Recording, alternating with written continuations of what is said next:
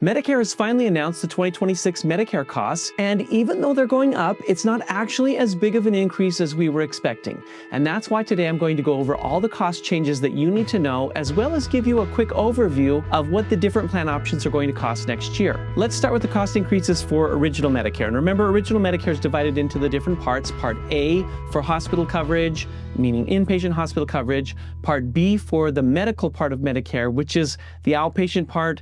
Most of what you get in healthcare falls under Part B unless you're actually in a hospital. So what are going to be the cost increases for Medicare Part A and Medicare Part B? Now, for 2025, if you worked at least 40 quarters, you paid $0 for your Medicare Part A. If you worked 30 to 39 quarters, you would pay $285. If you worked less than 30 quarters, you would pay $518. Most people think of Part A as being free. Of course, it's based on 40 quarters worked, which is 10 years. The deductible was $1,676, inpatient hospitalization for days 61 to 90, $419, days 91 to 150, $838 a day, oh my goodness, and skilled nursing was free for days 1 through 20, but 21 through 100 was $209.50 a year. So what is happening in 2026? Well, in 2026, let's start with the Part A. Of course, if you've worked 40 quarters, which is 10 years, you or a spouse, then it continues to be $0. You're not going to pay for Medicare Part B if you at least had 40 quarters worked. But the level 30 to 39 is going up to $311. This affects very few people, I realize, but for those of you who it affects, it's going to $311. And then if you worked less than 30 quarters, which would be, 7.5 years, then it's going to $565 a year. $565. Okay, that doesn't affect very many people. Let's talk about the stuff that affects a lot of people. The deductible. Remember, in 2025, it was $1,676. Well, we found out that's going to $1,736 next year. $1,736 is going to be your Part A deductible. That's when you go into the hospital. You're going to have to pay that deductible if you only have Original Medicare for the first minute that you're hospitalized. So you don't want to be on Original Medicare, but it's important to understand what that deductible is. What about days 61 to 90? Those copays are also going up. You see, in 2025, it was $419 a day. Well, in 2026, that's going up to $434 a day, $434 per day. So if you're in the hospital past 60 days and you're on Original Medicare, $434. This is all reasons why you don't want to be on Original Medicare, by the way, because it can be very, very expensive. Now, days 61 to 90 are going from $838 to $868. So $868.00. That is what days 91 through 150 are going to next year. What about skilled nursing facilities? Well, we know that days 1 to 20, if you're on Original Medicare, there is no cost. But days 21 to 100 are $209.50 a day in a rehab or a skilled nursing facility. That is going up to $217 a day. $217 will be the new daily rate for skilled nursing facility if you stay past day 20. All of these changes are for Medicare Part A. We already know it's not cheap. Most people don't have Original Medicare. They have at least a Medicare supplement, or they've taken a Medicare Advantage plan, or they have some other coverage. But you can see with Medicare Part A, you don't want to only have Original Medicare. It's too expensive. Let's move on now and let's talk about the next part of Medicare here, which is the Medicare Part B costs. Now, this affects a lot more people because if you have a Medicare Supplement Plan G, for example, you know you're going to have to pay your deductible. And everyone pays the premium. So the base premium for Medicare Part B was $185 in 2025. It is going up to $202.90 a month in 2026. $202.90. That is a 9.67% increase. So remember, Social Security is only going up by 2.8% next year. So depending on how much you're getting from Social Security, this could wipe out almost all of the Social Security increase that you got in 2026. Unfortunately, almost everyone is paying that premium. Some people pay more because they have the IRMA, Income Related Monthly Adjustment Amount, or IRMA. Some people are paying less because they have extra help, which means that you have low income, and with low income and extra help, you're not going to pay the $202. It will be paid for you. But $202.90 is what most people will pay for their Medicare Part B next year. Now, The Medicare Part B deductible was $257. Now, this is how much you pay before your Medicare Part B kicks in. And if you have a Medicare Supplement Plan G, then you have to pay this deductible before you start getting coverage. Well, next year it's going up by $26. It's going to $283. $283 is going to be the new Medicare Part B deductible. The Part B deductible is supposed to rise with inflation on a percentage basis. This is more than what inflation has been. Not good news there. Coinsurance, 20%. Well, good news, of course, is that that doesn't change. It'll continue to be 20%. But the problem with 20% is that 20% of a large bill is a lot of money, and the cost of healthcare keeps going up. So if you have a $10,000 bill, you have to pay $2,000 out of pocket. That's how Medicare Part B works. Clearly, that's not something that you want to stay with. You should not stay with original Medicare. Well, if you do stay with original Medicare, you should have a supplement to go with it. You should not stay with original Medicare and not have a supplement. You could also consider a Medicare Advantage plan. So let's look at the next level here, which is what's happening with Medicare Supplement and Medicare Advantage costs in 2026. Now, both Medicare supplements and Medicare Advantage plans are provided by private insurance companies, so their costs also are not fixed like original Medicare. They can change over time. And these insurance companies can set their own prices as long as it's within reason, right? They have to approve it by the government, but if it's within reason, then they can show that they are having the claims to justify their prices, then they can set their prices. And the exact cost of these plans largely depends on where you live and the type of claims that insurance companies are having in the areas where you live. But we are seeing trends across the board that I'm going to highlight for 2026. So let me show you some example numbers from my city, which is Las Vegas. So let me show you what's happening here in the area of Las Vegas. Now, first we have the Medicare Supplement Plan G, which is the gold standard for Medicare supplement plans. And we also have the typical Medicare Advantage plan, which is usually the $0 Medicare Advantage plan here in Las Vegas. I took an average of the Medicare Part G plans in Las Vegas for someone who is 65 years old. And if you're 65 years old and you're not using tobacco, because that can cause higher rates, then the average premium for a 65-year-old in Las Vegas is $210. That's a pretty good average across the country, honestly. In some parts of the country, we've seen $155. In some parts, like New York, we see $400. New York doesn't matter your age. And so New York has very expensive Medicare supplements because everyone pays the same. Here in Las Vegas, $210 is what you pay when you start, but by the time you're 85 years old, that'll be $400 a month. So that's how Medicare supplement is looking in Las Vegas. And honestly, across the country, that's a pretty good litmus test for what it's costing at 65 years old. Now, Medicare Advantage plans, $0 is pretty much the standard in areas like Las Vegas, Southern California, Florida, Texas, etc., where if you live where there's a high concentration of people, then usually you're going to have many plans to choose from at a $0 monthly premium.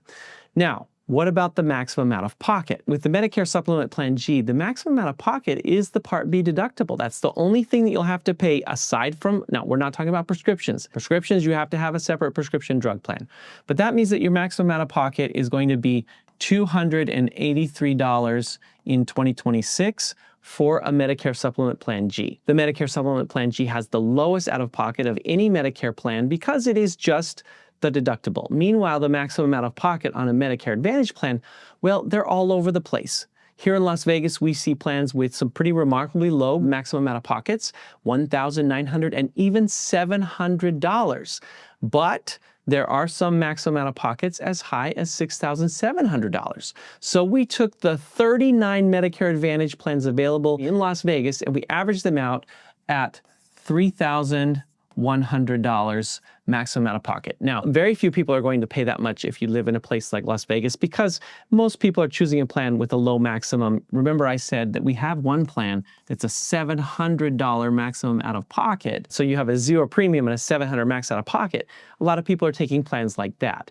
But I wanted to show you that on average, it would be $3,100 to be very fair about what's available in the area. Now, I want to stress that the type of Medicare Advantage plans that are available to you depend on where you live. It's pretty common to see good maximum out of pocket like this in metropolitan areas. But if you live in a rural area, then not so good. Because there was a study actually by the Better Medicare Alliance. It says that the national average maximum out of pocket for Medicare Advantage is around $5,900. Now, this is really an unfair study. Let me tell you why it's unfair. I am a proponent for choice. I am not a proponent for Medicare Advantage or Medicare Supplement Plan G. I want you to choose what's best for you, but I want you to have a lot of choices to choose from. The reason why this assessment by the Better Medicare Alliance for the maximum amount of pocket average across the country being $5,900 is because they didn't take into account which plans people have actually joined. They just took all available Medicare Advantage plans, averaged them out, and said, oh, the average is $5,900. Well, that is the average of all plans. But what if they had done a little deeper study and said, let's look at the plans that people are actually joining and let's do the average. And what I mean is, let's take Las Vegas as an example. $3,100 is the average maximum out of pocket. But if you said, what is the average based on membership? Let's take all the people that have Medicare. Let's take all the people in Las Vegas that have Medicare Advantage plans. It's literally, in Nevada, it's over 1 million people with Medicare Advantage. What are they actually going to have as their maximum out of pocket? Because predominantly people are joining a $1,000 maximum out of pocket plan, a $700 maximum out of pocket plan, right? And if they had done that, it would be much lower. But if you're just looking at the plans only and not which plans actually have membership, then you would say 5,900 is the national average. I hope that makes sense. So again, I don't think the number is fair, but look at the maximum amount of pockets in your area and let me know what's happening. I'll be happy to respond to you in the comments with your thoughts. Okay, so what if you don't go to the doctor, not even one time, you never go to the hospital, you don't use your plan at all? What will it cost you? Well, with the Medicare Supplement Plan G, it'll cost you $2,520. That's just this premium right here times 12. That's your maximum out of pocket. Because I'm saying you're not going to the doctor at all, so you're not going to pay the $283 at all.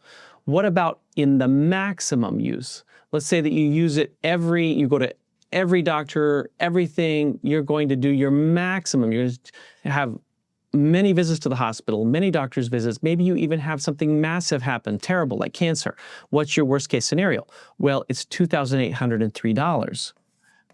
$2,803, which is essentially your deductible plus your premiums is what your total worst case scenario is, $2,803.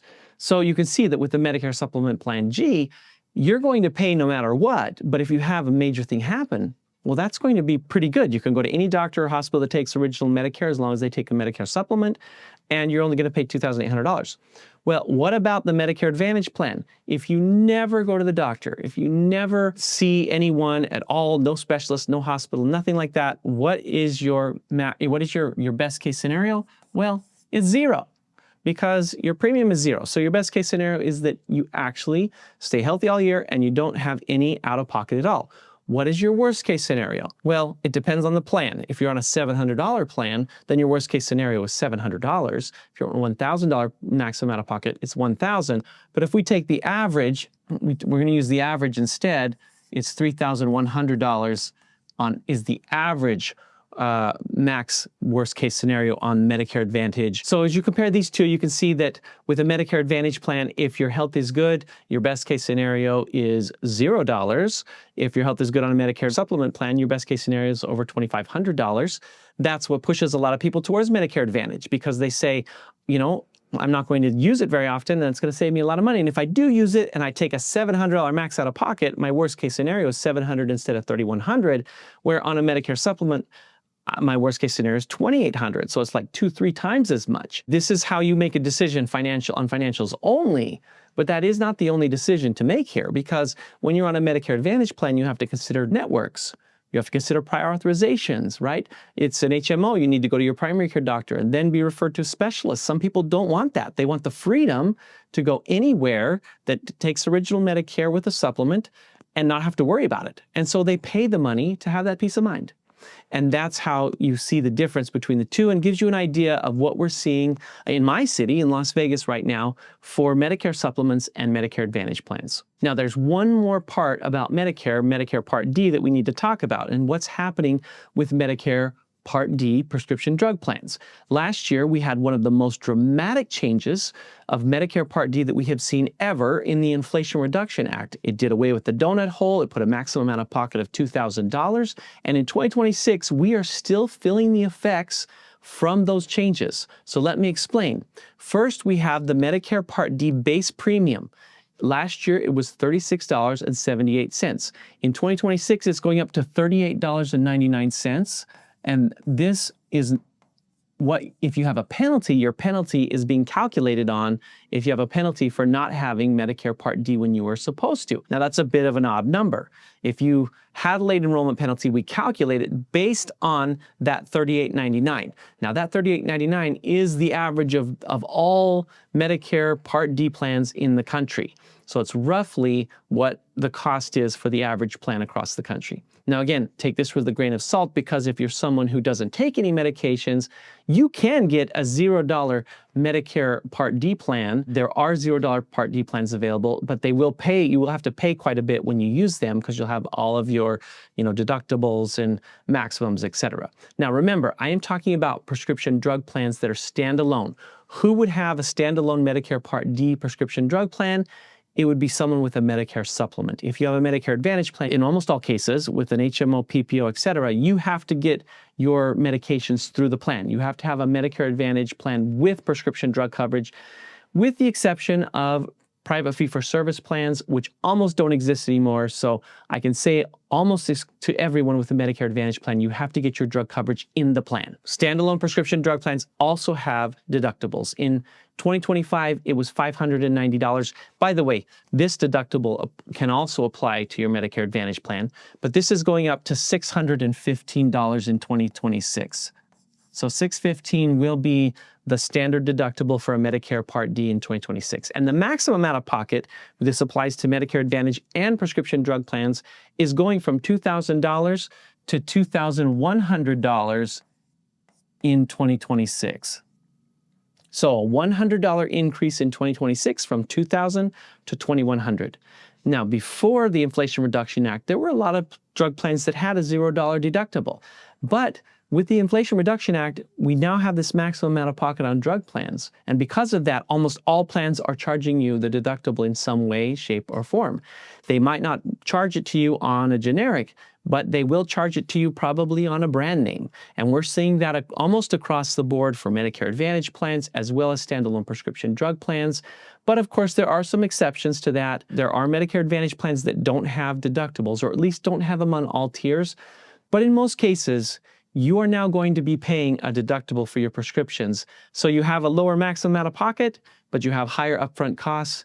And that's what happens sometimes when we try to regulate these maximum out-of-pockets. The insurance company is going to use the deductible where in the past they didn't used to use it. So if you want to find out how much this is affecting you in your area, don't hesitate to use the number on your screen and call one of our agents here at PlanFit. Our agents are paid on salaries, not commission. There's absolutely no incentive to be biased towards any one plan or plan type, Medicare Advantage, Medicare Supplement. We even talk about the Medicare Supplement Plan G high deductible. No one tells you about the high deductible, but my team here, they are trained on that and everything else. I work with them personally to make sure that they will give you unbiased advice on your Medicare. And if you want to do your own research, then check out this next video where I go deeper into the analysis of Medicare Advantage and Medicare Supplements.